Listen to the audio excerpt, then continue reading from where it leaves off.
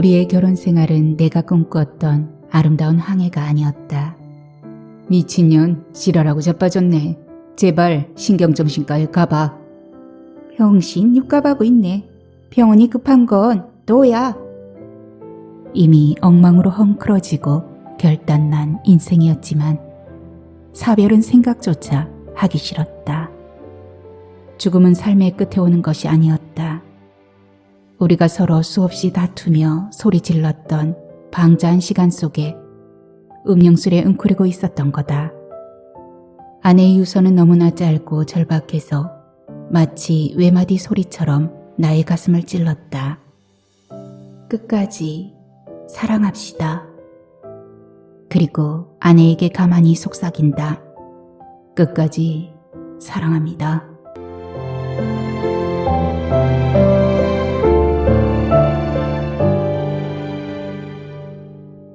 안녕하세요.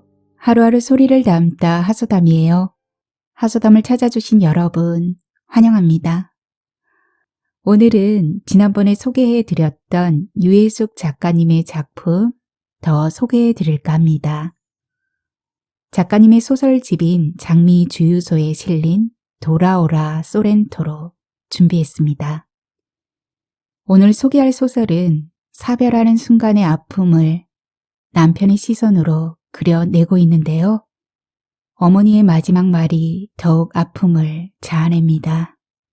잔잔하면서도 진한 감동 받으시리라 장담하면서 돌아오라 소렌토로 낭독 시작합니다. 구독과 좋아요는 하소담에게 큰 사랑으로 돌아옵니다. 끝까지 함께 해주세요.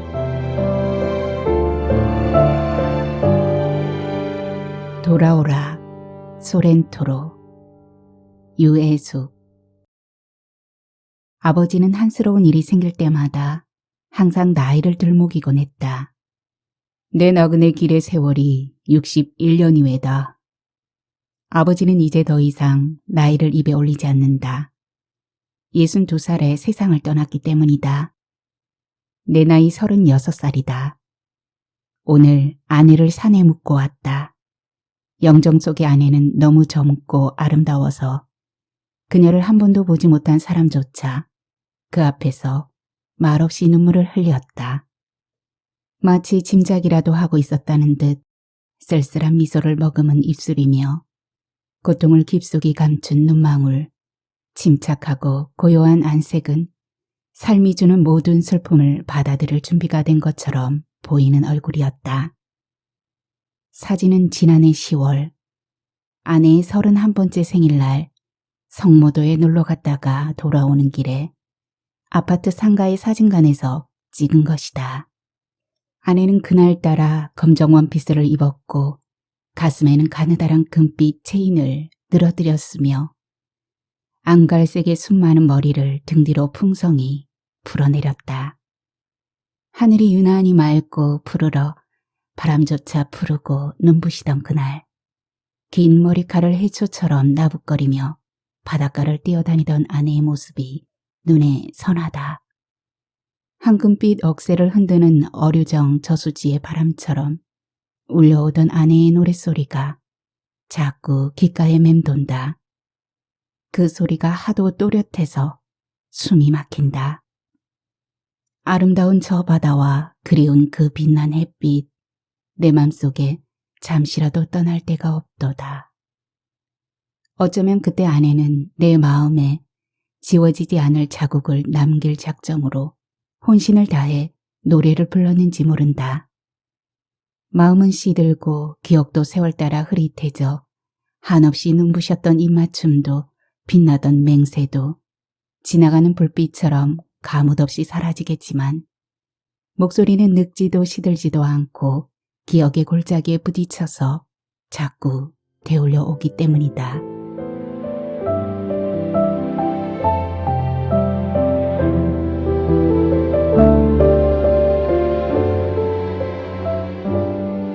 어디서부터 비롯된 걸까? 어떤 낌새를 알아챌 만한 조짐 같은 것은 없었던가? 뒤숭숭한 꿈자리가 종일 등에 엎여 있었다든지 애지중지하던 식물의 꽃대가 갑자기 부러졌다든지 기억을 아무리 더듬어 봐도 지난 시간들은 하나같이 시치미를 뗀다. 결혼 생활은 7년째였고 나와 아내 사이에는 더하지도 덜하지도 않은 뜨뜻미지근한 감정이 불완전한 가교처럼 높다랗게 걸려 있었다. 아내는 종종 내가 여자의 몸을 너무 모른다고 빈잔했다.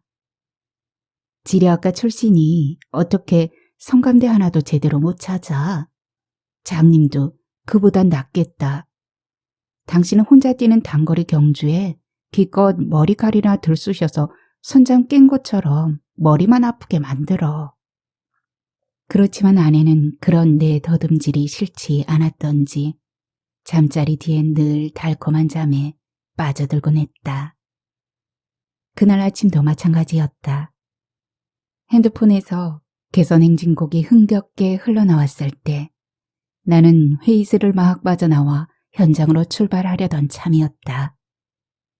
건설한 지 10년이 채 안 된 교량에 균열이 생겨서 안전진단 점검이 떨어진 것이다. 내가 근무하는 건설기술원은 안전진단 전문기관으로 문화재에서부터 댐, 터널, 교량 같은 대형 건축물의 안전을 진단하고 보수하는 곳이다. 전화를 건 사람은 S종합병원의 내과의로 있는 친구 상규였다. 너 지금 빨리 나한테 와야겠다. 요랑 없이 허둥대는 목소리나 앞뒤 분간 없이 요점만 말하는 버릇은 여전했다. 아침부터 한가하네. 병원도 경기를 타나? 호기까지 하고. 미안하지만 오늘은 바빠서 도저히 안 되겠다.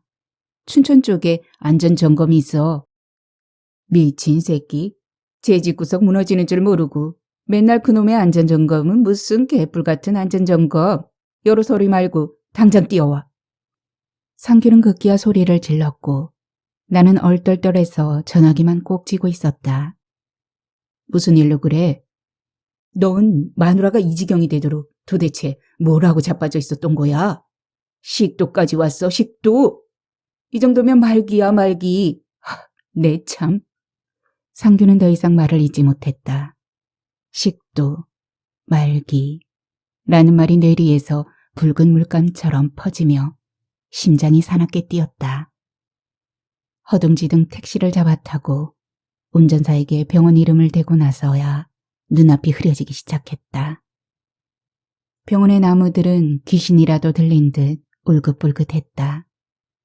나무란 나무는 죄다 가지 끝까지 노랗고 빨간 물이 들어서 그 혼란스러움에 도무지 정신을 차릴 수가 없었다. 장례식장으로 모실까요?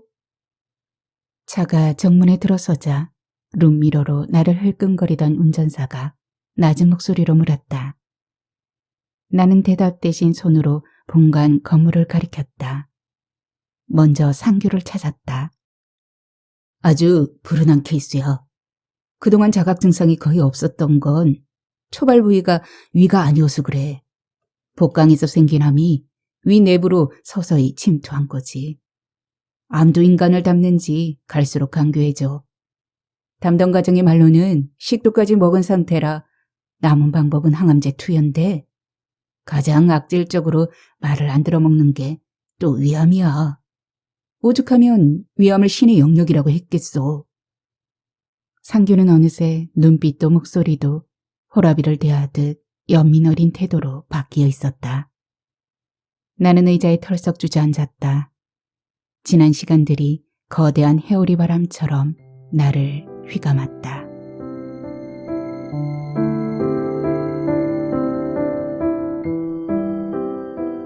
아내를 처음 만난 건 제대하고 대학의 마지막 학기에 복학해서였다. 고등학교 친구인 상규가 미대 졸업반인 사촌 동생을 소개하겠다며 설레발을 친 것이다. 이런 걸 바로 행제라고 하는 거야. 사실 니놈 낯짝 하나 빼놓고 뭐 신통한 게 있냐? 우정에 눈먼 게 내 지병이다. 얘는 내가 평생 보증해. 차씨 가문의 기대주야.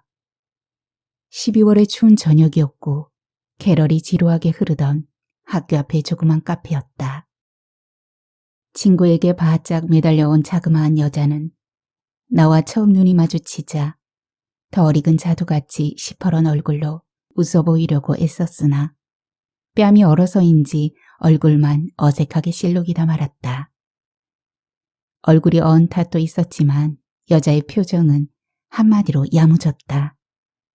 커다란 눈으로 아무 망설임 없이 상대를 똑바로 쳐다보는 태도는 절대로 꺾을 수 없는 성격의 한 부분처럼 보였으며 머리 모양이나 옷차림도 마음에 들지 않았다. 한겨울에 그토록 짧은 커트머리에 언 푸성기같이 푸르죽죽한 바발이라니 어떤 파격이나 당돌함이 엿보이는 차림새였다. 상규의 입에서는 연신 웃음이 떠나지 않았다. 기대주 좋아하네. 나는 슬며시 부하가 치밀어서 건성으로 인사를 나누고는 시큰둥하니 앉아 있었다. 옆자리로 건너온 상규가 내 귀에다 재빨리 속삭였다. 이 등신아, 남자를 첫눈에 꼭 끌어들이는 여자는 보나마나 알조야. 상규가 먼저 자리를 뜨고 둘만 남게 되자 분위기는 더욱 어색해졌다. 얼굴에 닿는 여자의 시선 때문인지 맥주 몇 잔에 금방 취기가 오르고 오줌까지 쉴 새 없이 마려운 통에 나는 괜히 안절부절 못했다. 손님이라고는 나와 그녀뿐이었다. 종류별로 틀어대던 캐럴은 이윽고 바닥이 났는지 올드랭 사인을 내보내고 있었다. 나는 마침내 기지개를 켰다. 여자가 갑자기 얼굴을 똑바로 들고 표온하게 짝진 두 눈으로 내게 또박또박 말했다. 할 말이 있어요. 나는 여자의 목소리가 반가워서 풀어졌던 상체를 고치며 그녀에게 눈을 맞추었다.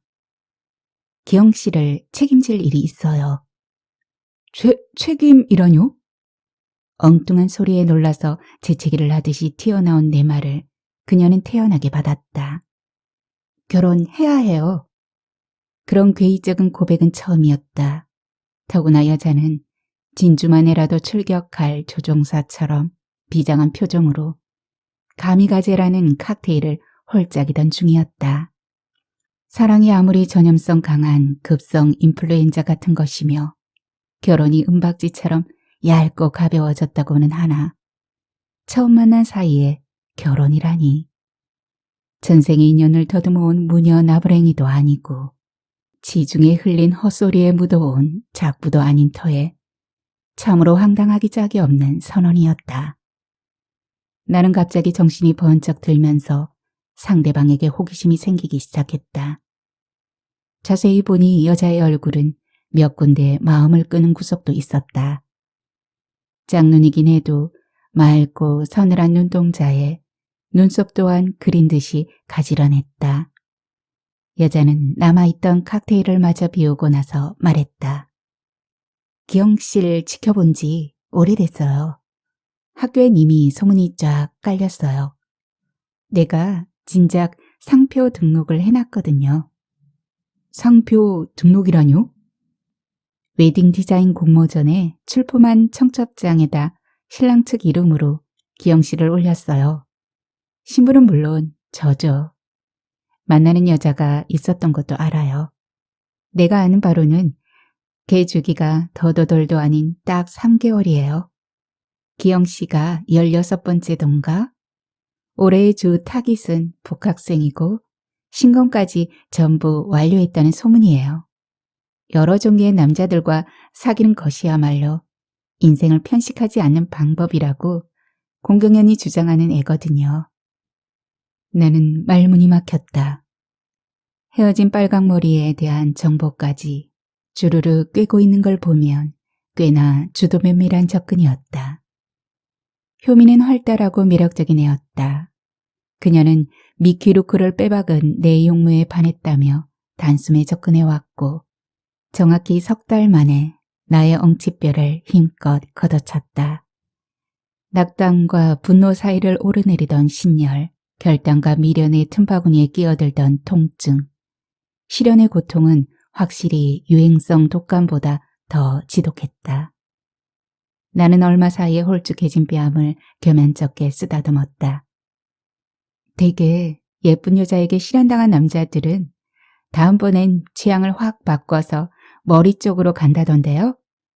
난 머리 하나는 확실해요.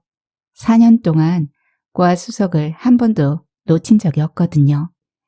나는 마치 CIA 요원처럼 첩보와 신무기를 동원해서 나를 꿰뚫어보는 여자를 쏘아보았다. 그리고 다짜고짜 여자의 목덜미를 끌어당겨 입을 맞추었다.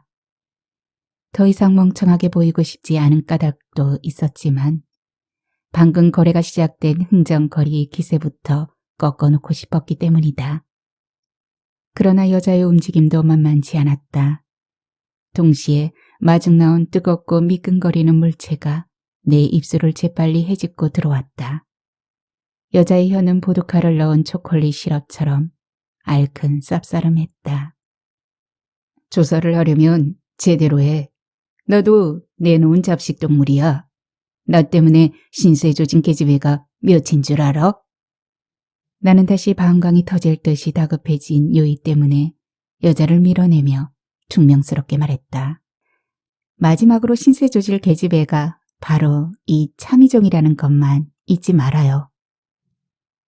어느새 얼굴이 잘 익은 복숭아 빛으로 돌아온 여자는 눈 하나 깜짝하지 않고 종알대며 내 한쪽 팔에다 제 두 팔을 덩굴손처럼 감았다. 그날 이후 그녀는 용을 주도하고 신속하게 내 삶으로 침투했다.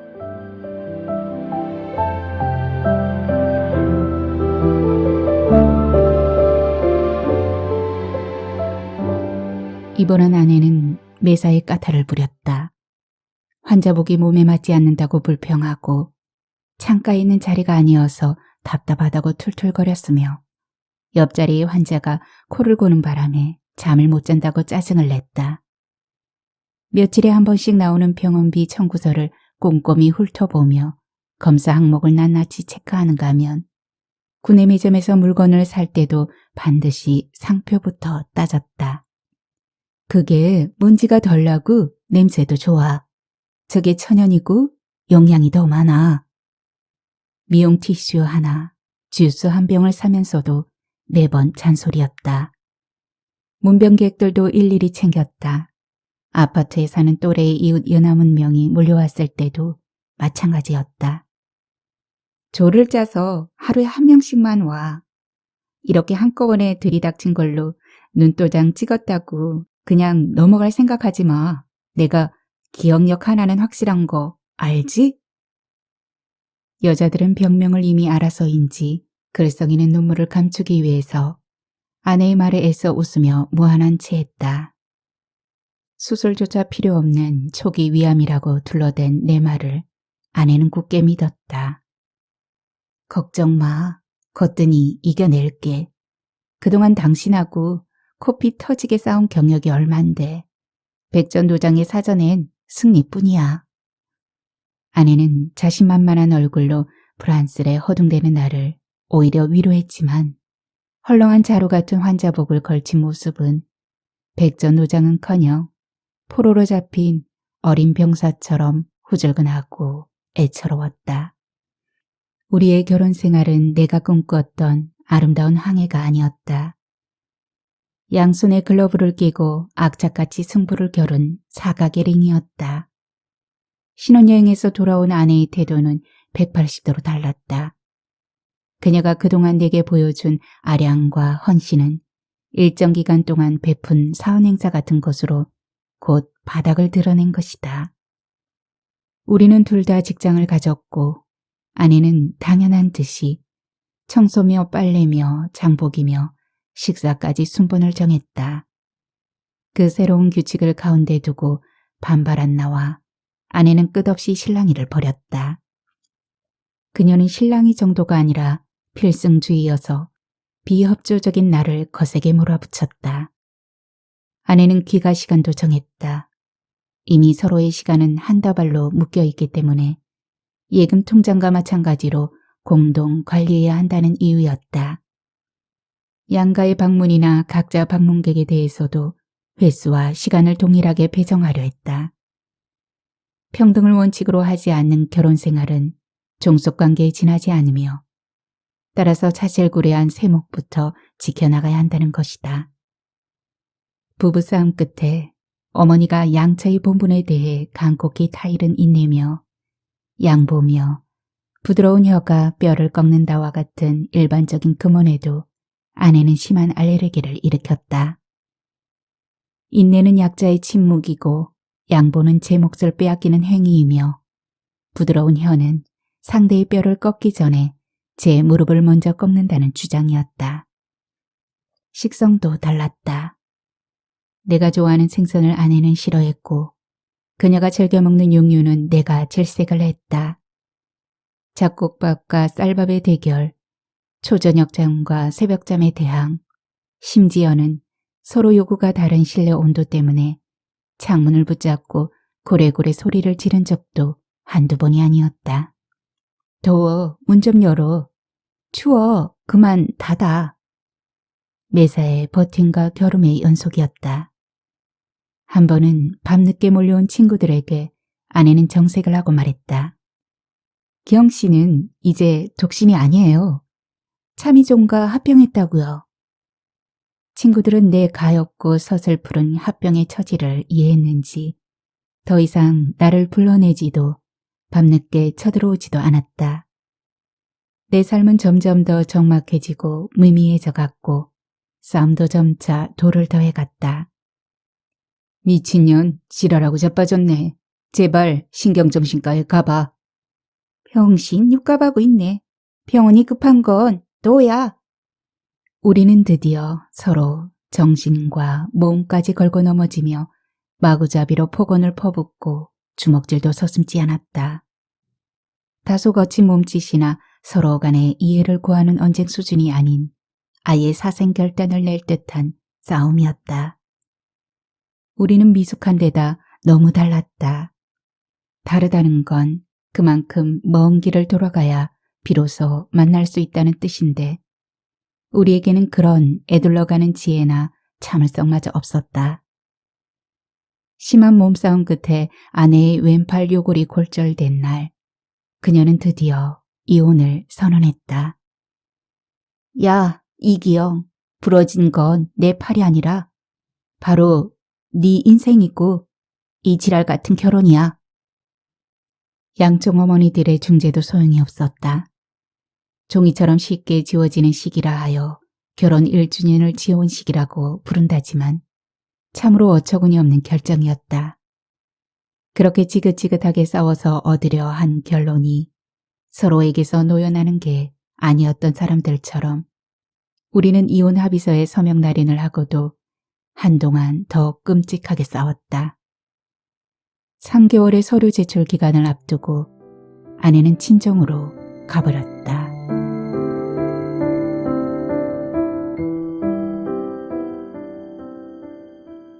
아내는 항암 치료를 시작한 지 4주 만에 벌써 복수가 차면서 배가 만삭의 인부처럼 부풀어 올랐다. 그녀는 허리가 아파 몸을 바로 펴지 못하면서도 제 부른 배를 내려다보며 원인을 분석하기에 바빴다. 항암요법이 정말 효과가 있는 모양이야. 쌍방간에 한바탕 격전을 치른 걸 보니 아내의 말에 나는 등줄기가 서늘했지만 장단을 맞추지 않을 수가 없었다. 적벽대전의 조조군 이후 황산벌의 백제군이지 암세포가 뱃속에서 일거에 괴멸된 증거라고. 그러나 그것이 적이 괴멸된 시체가 아니라는 사실은 금방 밝혀졌다. 아내의 배에서 거푸 4000cc의 복수를 뽑아낸 종양내과의 주치의가 나를 복도로 불러냈다. 그는 주치의란 말에 이상하게 과민 반응을 일으키던 사람이었다. 내가 맡은 환자 수가 얼만지 알아요? 자그마치 대대병력이에요. 그 정도면 그냥 담당이지. 가당찮게 주치의는 무슨. 금태 안경 속에 노릇그레한 눈은 냉동어의 눈깔처럼 무표정하니 전혀 움직임이 없었다. 생각했던 것보다 진행이 빠릅니다. 예견된 일이긴 하지만 항암제에 전혀 반응이 없어요. 현 상태로 보아 버틸 수 있는 기간이 한 달 남짓 정도로 짐작됩니다.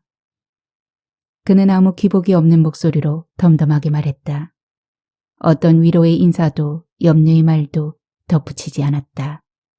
그냥 담당의로서의 시의적절한 통보일 뿐이었다. 한 달. 갑자기 머릿속의 혈관이 팽창했는지 귀가 심하게 윙윙거렸다. 한 달이라니. 한 달이라는 시간으로 할 수 있는 게 뭐가 있을까? 유럽 10개국을 좀 바쁘게 둘러볼 수 있고 속성으로 운전면허를 딸 수 있고 컴퓨터의 2가지 종목을 익힐 수 있고 클래식 기타의 첫걸음인 미나리 왈츠 정도를 칠 수 있다.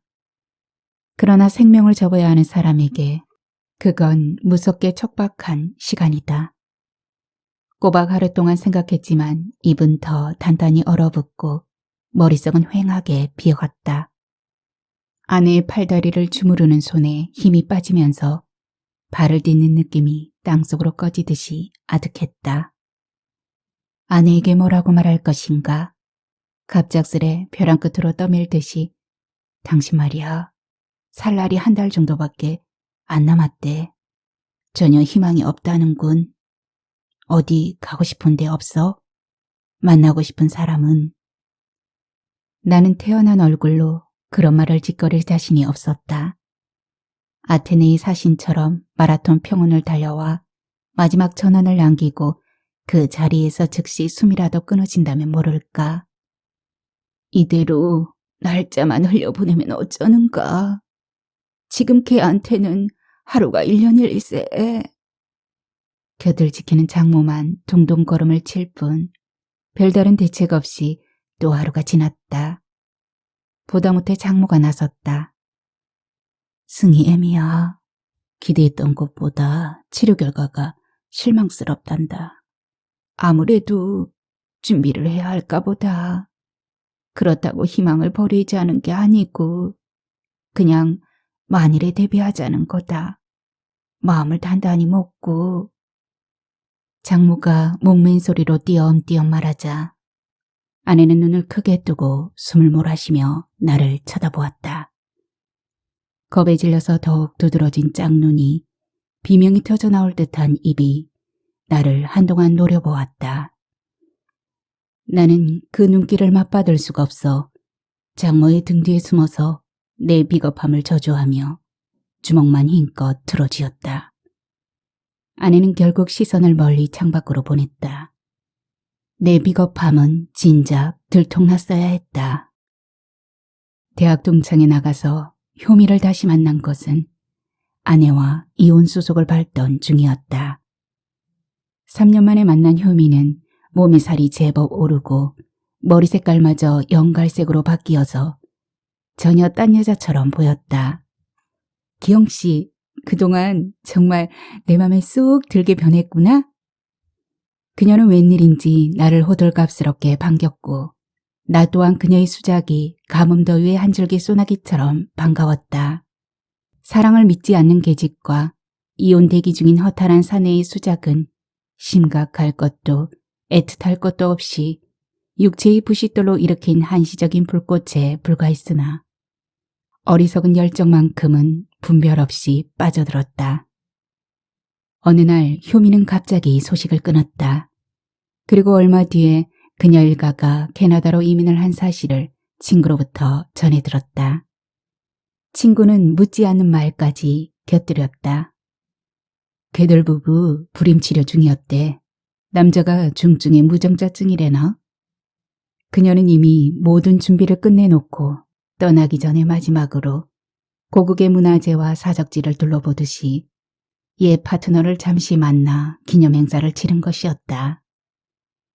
삶의 우선순위가 골고루 맛보기인 그녀로서는 불륜 또한 빼놓을 수 없는 메뉴였을 것이다.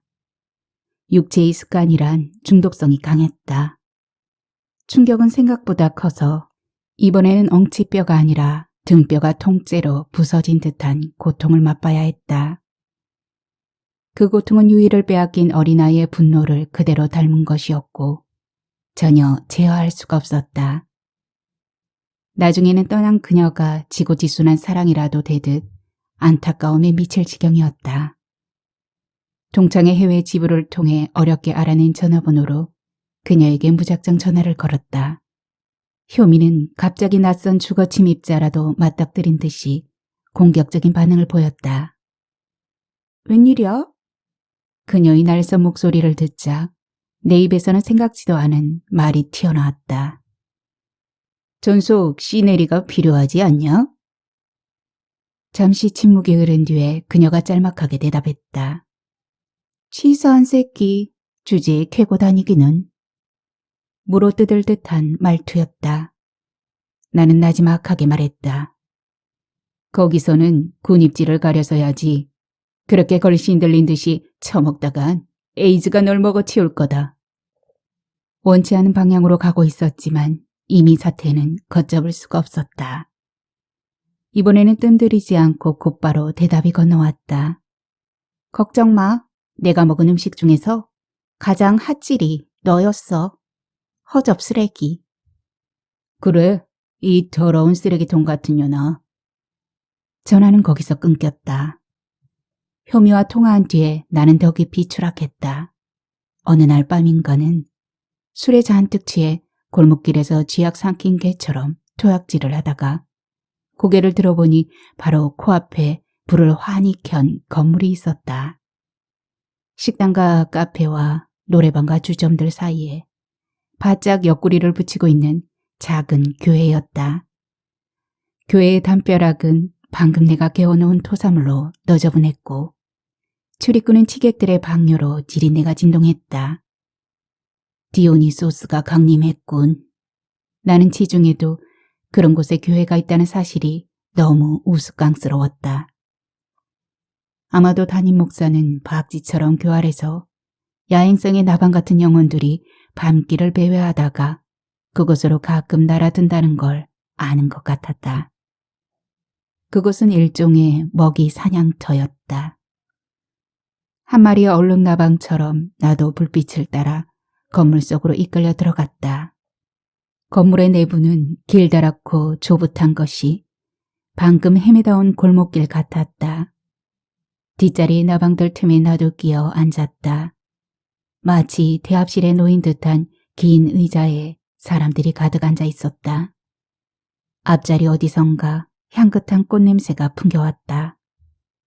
그 아련한 향기는 결혼식 날 아내의 부케에서 나던 치자꽃 냄새 같았다. 나는 갑자기 콧등이 시큰했다. 목사가 단위에 나타났다. 중키의 특징 없는 용모였지만 얼굴 가득히 밝은 기운이 감도는 산이었다. 여기 오신 분 중에 1차, 2차 혹은 3차까지 걸치고 온 분이 제법 있는 것 같습니다. 너무 취해서 술집인 줄 알고 들어오신 분도 있을 겁니다. 좋습니다. 왕왕 있는 일입니다. 어떤 이유로 들어오셨든 여기가 여러분의 마지막 차입니다. 주의 이름으로 환영합니다. 어차피 술에 취하든 성령에 취하든 나타나는 현상은 똑같으니까요. 단골 숙박객 여러분, 졸리면 그냥 마음 놓고 주무십시오.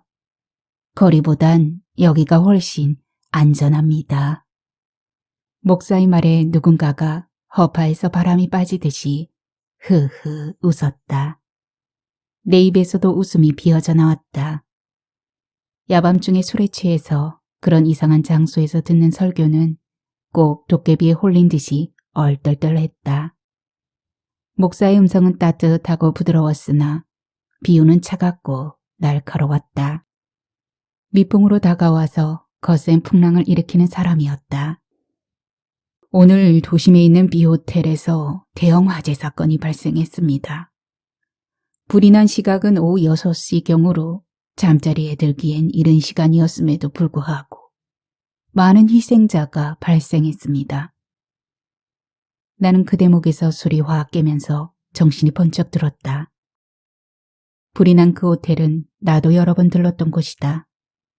더욱이 저녁 6시라면 알몸의 효미가 내 알몸 위에서 6번의 괴성으로 시보를 대신하던 시각이었다. 사망자들 중엔 안타까운 죽음도 있었습니다만 쾌락의 파트너와 함께 수치스러운 종말을 맞는 사람도 있다고 들었습니다. 어둠의 세력은 이처럼 죄를 낳고 죄는 사망을 낳습니다. 여러분, 더 이상 어둠 속에서 서성이지 말고 세상에 비치신 주님을 의지하여 속히 가정으로 돌아가십시오. 그는 경고를 하는 것도 잊지 않았다. 혼인을 기히 여기고 절대 침소를 더럽히지 마십시오. 마지막 날에 큰 화가 있을진저 지상의 불은 끌 수 있으나 심판자가 댕긴 진노의 불은 결코 끌 수 없습니다. 나를 향해 날아오는 그 불화살 같은 설교에 나는 가슴이 떨리고 무릎마저 후들거렸다. 나는 비틀거리며 교회를 빠져나왔다. 목사의 음성이 자꾸 등을 세차게 떠미는 것 같아서 걸음을 멈출 수가 없었다. 그 밤에 당장 나는 무릎걸음으로 아내를 찾아갔다. 석 달 만에 만난 아내는 뜻밖의 눈물로 나를 맞아주었다. 더욱이 아내는 무슨 특급 비밀 문서처럼 뱃속 깊숙이 생명 하나를 감추고 있었다. 끝이 없을 것 같던 우리의 갈등은 승희가 태어나면서 점차 수그러들었다. 승희를 낳은 뒤 아내는 변했다. 나를 보는 눈길과 태도도 달라졌다. 그처럼 귀한 생명을 빚어낸 자신이 대견하고 자랑스러운 듯 한결 의젓해지고 부드러워졌다. 이 예쁜 색깔 좀 봐요. 뭘로 이렇게 기막힌 색을 빚겠어요? 아내는 승희의 똥기저귀를 물에 흔들어 빨면서 끝없이 감탄하곤 했다. 아내가 사나운 입질을 그치고 본격적으로 노래를 부르기 시작한 것도 그때부터였다. 그녀는 노래를 정말 잘 불렀다. 그녀가 부르는 노래를 가만히 듣고 있노라면 마음이 애타듯이 슬퍼져서 가슴속에 따로 그리운 사람을 품고 있는 게 아닌가 하는 생각마저 들었다. 향기로운 꽃, 만발한 아름다운 동산에서 내게 준 그 귀한 언약 어이하여 잊을까? 돌아오라. 이곳을 잊지 말고 돌아오라. 소렌토로 돌아오라.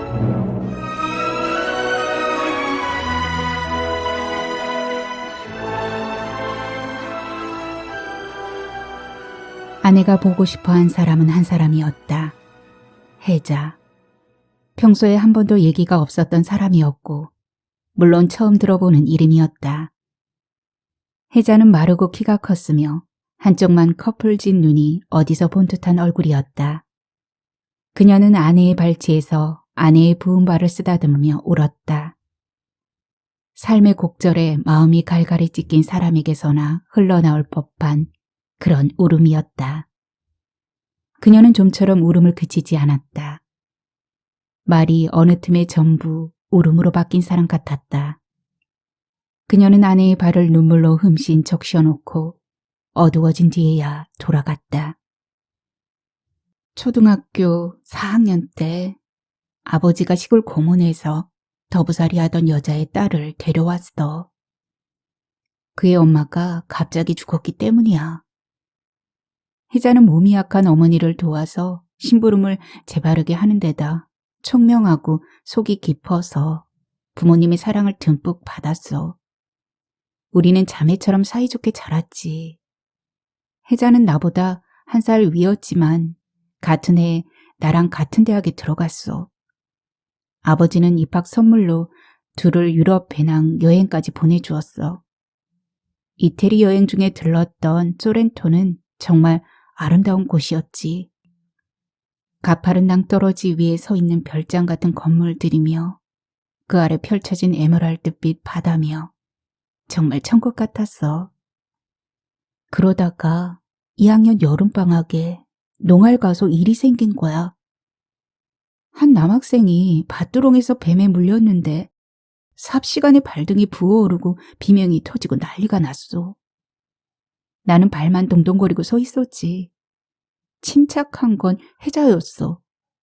어디서 났는지 작은 주머니 칼 같은 것으로 남학생의 발등을 찌르더니 달려들어 미친 듯이 빨아대는 거야. 그러고는 치명적인 뱀독이 있을 수도 있으니까 빨리 병원으로 옮겨야 한다고 서둘렀어.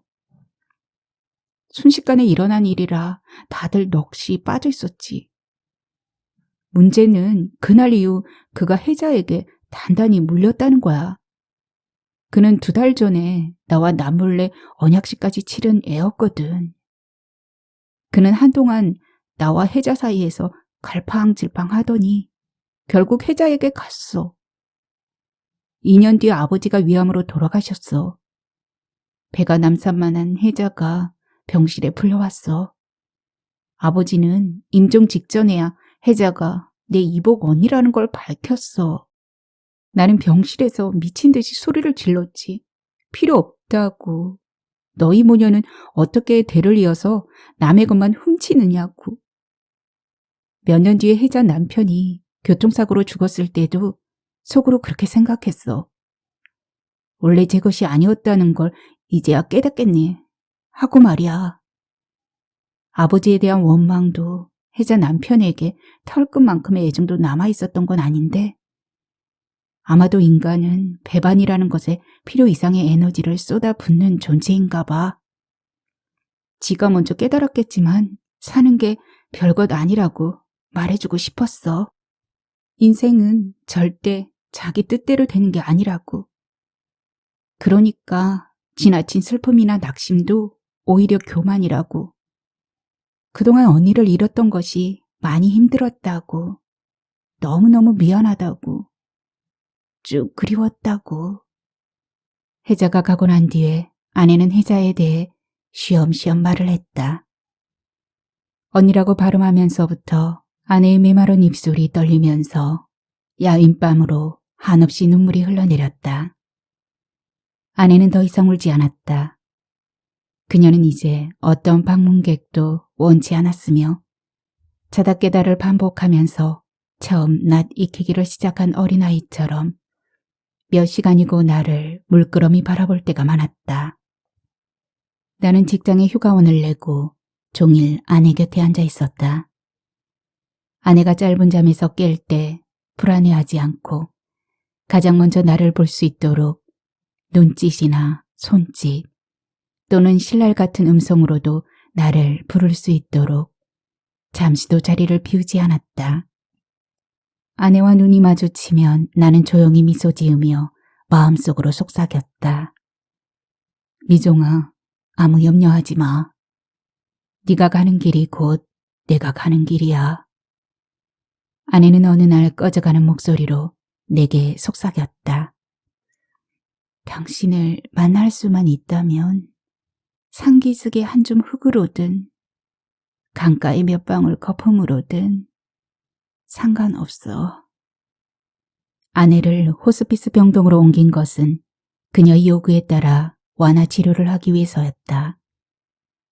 그녀는 정작 죽음보다 통증을 더 무서워했다. 죽음은 어차피 미경험의 세계이고 통증은 너무나 익숙하고 두려운 경험이었기 때문이다. 그러나 한오라기의 활기도 희망도 찾을 수 없는 죽음의 마지막 신호 대기소 같은 그 병동은 나를 깊은 충격에 빠뜨렸다. 하루에도 몇 번씩 아내를 되었고 뛰쳐나가고 싶은 충동에 나는 몸을 떨었다. 밤 10시면 병실의 불은 전부 꺼졌다. 잠들지 못한 몇몇 환자 가족은 복도 끝에 있는 간이식당에서 밤참을 먹거나 텔레비전을 봤다. 나도 그들 사이에 우두커니 앉아 있었다. 미래에 대한 계획 따위는 잊은 지 오래였다. 이미 엉망으로 헝클어지고 결단난 인생이었지만 사별은 생각조차 하기 싫었다. 아내와 헤어지느니 차라리 형벌 같은 시간이 남아 오래 끄는 게 낫다고 생각했다.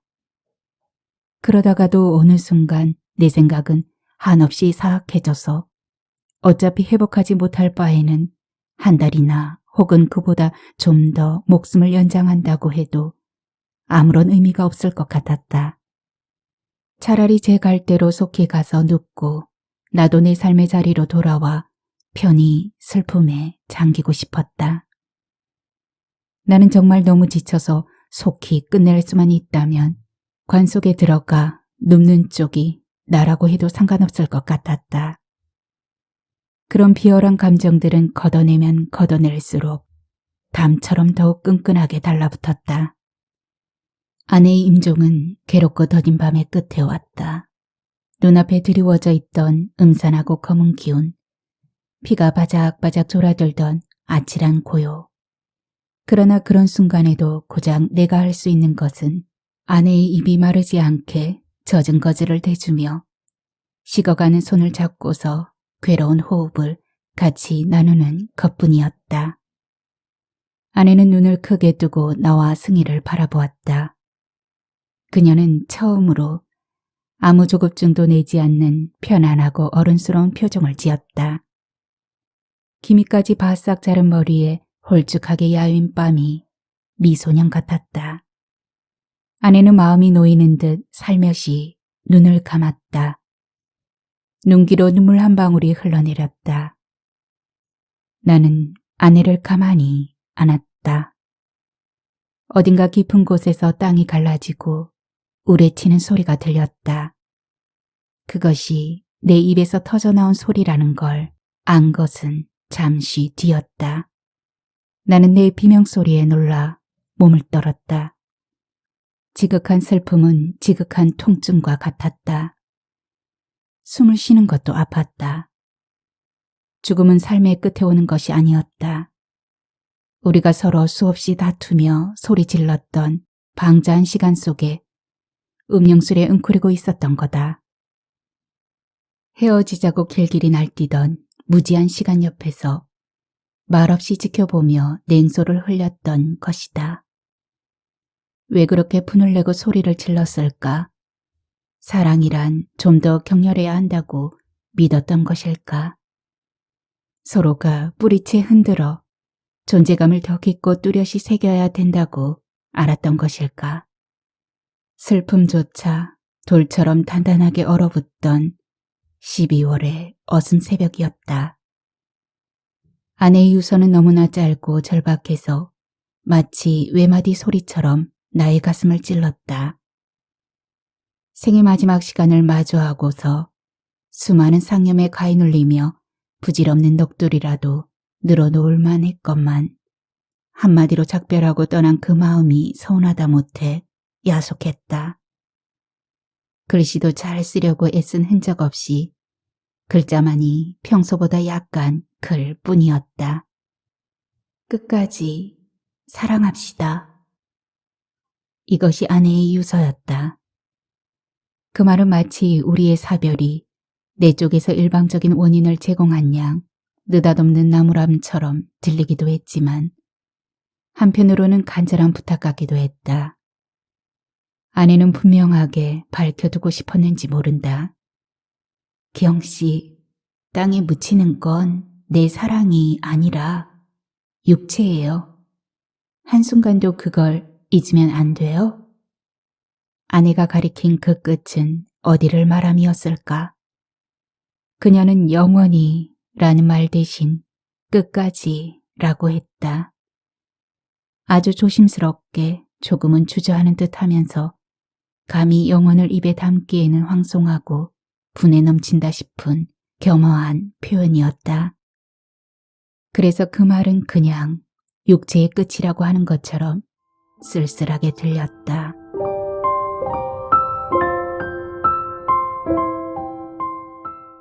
장모는 내게 3번이나 전화했다. 공원묘지에 내린 눈이 길을 끊어 놓아서 일행이 차에서 내려 차를 언덕 위로 밀어 올릴 때 한 번, 하간을 끝내고 재고를 챙겨 하산할 때 한 번, 저뭇해진 눈길을 저승처럼 더듬으며 서울 톨게이트를 빠져나왔을 때 한 번이었다. 내용은 전부 같았다. 자네 밥은 먹었는가? 장모는 그 말만을 남기고 3번 다 조용히 전화를 끊었다. 나는 밥을 먹지 않는 것이 큰 불효 같아서 밥을 3번이나 먹었다. 공원묘지 관리실에서 밤늦게 걸려온 전화 때문에 어머니는 며느리의 홀령이라도 만난 듯이 놀라서 펄쩍 뛰었다. 나술에 얼큰해 있던 관리실 사내가 내가 일러준 비문의 내용을 혼동했던 모양이었다. 혹시나 접수가 잘못된 게 아닌가 해서. 끝까지라고 하는 말이 어째. 여기는 원래 영원이라는 말을 주로 쓰고 그걸 빼면 말이 안 되는 동네라서. 나는 내가 불러준 내용을 다시 한번 확인하고 전화를 끊었다. 어머니는 비석에 새길 내용을 알고 나서 몹시 마땅찮아했다. 네가 합장면 운운할 때까진 아무 말 안 했다만 비문만큼은 안 된다. 마음속에 짠하게 묻어두는 것하고 돌에 새기는 건 엄연히 다른 법이야. 평생 혼자 살래? 나중에 올 사람도 생각해야지. 아무려면 어때요? 7평짜리 묘지에 누워 비문 하나 끌어안고 있을 가연 사람인데. 죽은 사람하고는 절대 그런 살가운 약속을 하는 게 아니래도 혼배기에 끌어서 제 갈대로 편히 못 간다. 차라리 백비로 두거라. 마음 쓰지 마세요. 제 반성문이에요. 내가 지친 목소리로 대꾸하자 어머니는 깊은 한숨을 내쉬며 말했다. 사별 뒤에 맞는 첫 봄이 얼마나 잔인한지 겪어보지 않은 사람은 모른다. 진달래는 떠난 사람의 눈에 어리던 핏발 같고, 목련은 창백하게 질려있던 마지막 입술 같고, 가슴은 찢어진 차일처럼 저 혼자 종일 펄럭이고, 그런 무서운 시절도 살다 보면 잊혀지더라. 너무 애통해하지 마라. 아버지를 먼저 떠나보낸 어머니는 한동안 거의 제정신이 아니었다. 몇 달 사이에 허옇게 새어버린 머리는 민들레 꽃씨가 활짝 핀 것 같았고, 아름다운 황혼에 접어들던 53세 청춘은 순식간에 저물었다. 믿기 싫겠지만 언젠가 네 발이 먼저 너를 거역할 게다. 네 처의 무덤을 찾는 네 발걸음이 처음엔 한 달에 2번에서 2달에 1번으로, 6개월에 1번에서 1년에 1번으로, 결국엔 몇 년에 1번으로 바뀔 게다. 헛말이 아니야. 살아봐라. 그게 인생이다. 어머니의 마지막 말은 목이 메어 있었다. 아내의 얼굴을 씻기듯이 나는 조심스레 영정을 닦는다. 그녀의 표정은 금방 숨을 토할 것처럼 생생하다. 나는 영정을 문지르던 수건으로 눈 언저리를 찍어낸다. 그리고 아내에게 가만히 속삭인다. 끝까지 사랑합니다. 그 허망한 약속의 말은 아내의 유언에 대한 내 답변이며 빗돌에 새길 마지막 작별 인사였다.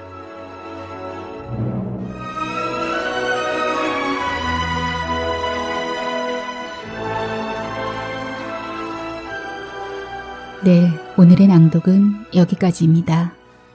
어머님의 마지막 말들이 백미인 듯 합니다. 그런 무서운 시절도 살다 보면 잊혀지더라. 너무 애통해하지 마라. 그게 인생이다.